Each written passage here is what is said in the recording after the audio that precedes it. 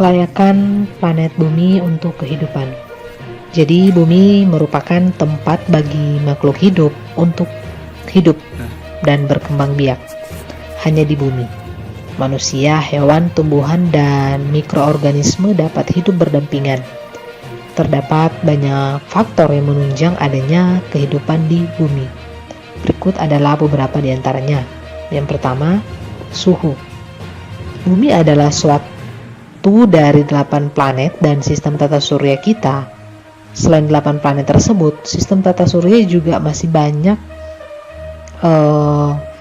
anggota lain seperti planet-planet kecil, satelit, dan jutaan benda angkasa lainnya. Semuanya berputar mengelilingi matahari. Jadi matahari ini memancarkan cahaya dan energi panas. Semakin dekat suatu planet dengan matahari, semakin besar pula energi panas yang diterima. Merkurius, planet terdekat dengan matahari, memiliki suhu permukaan sebesar lebih dari 247 derajat Celcius.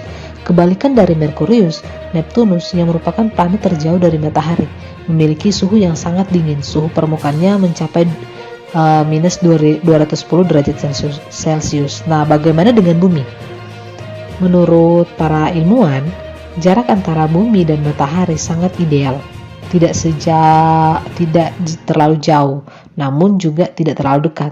Hal tersebut mengakibatkan udara di bumi sangat ideal untuk adanya kehidupan. Yang kedua adalah air, adalah senyawa yang sangat penting dan sangat istimewa bagi semua bentuk kehidupan. Makhluk hidup selalu membutuhkan air untuk kelangsungan hidupnya. Tanpa air, makhluk hidup di bumi akan mati. Lebih dari 70% permukaan bumi adalah air. Dari keseluruhan jumlah tersebut, 96% adalah air laut yang bersifat asin, sedangkan 4%-nya sisanya bersifat tawar laut. Nah, dan yang selanjutnya kita masuk pada atmosfer yang ketiga. Atmosfer adalah lapisan gas yang menyelubungi sebuah planet termasuk bumi, mulai dari permukaan planet tersebut sampai jauh di luar angkasa.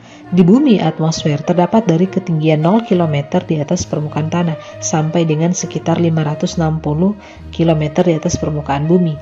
Jadi atmosfer bumi terdiri atas gas nitrogen, oksigen, argon, dan karbon dioksida. Selain itu terdapat pula uap air, krypton, neon, xenon, hidrogen, helium, dan ozon yang jumlahnya sangat sedikit.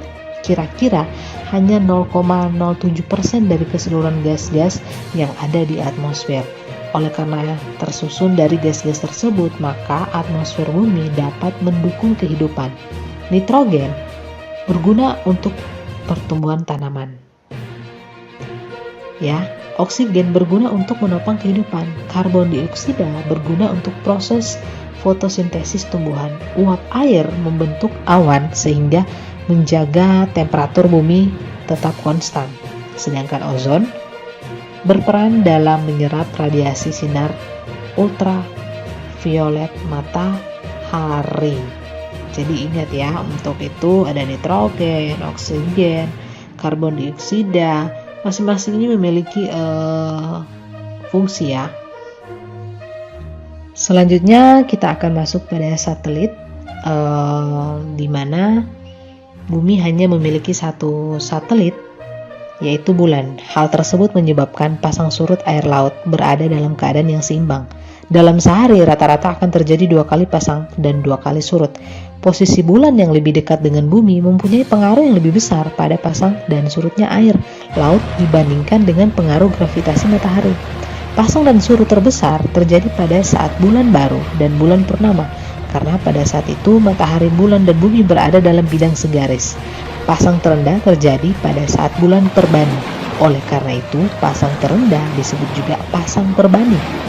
Ketika pasang perbanding, pasang terjadi serendah-rendahnya karena kedudukannya matahari dan bulan terhadap bumi membentuk sudut 90 derajat. Oleh karena itu, gravitasi bulan dan matahari akan saling memperlemah. Jadi begini ya, perbedaan tinggi air pada saat pasang dan surut di laut terbuka mencapai 3 meter. Tetapi di tempat-tempat sempit seperti di selat atau di muara sungai, perbedaan tinggi air ini dapat mencapai 16 meter. Jadi bumi yang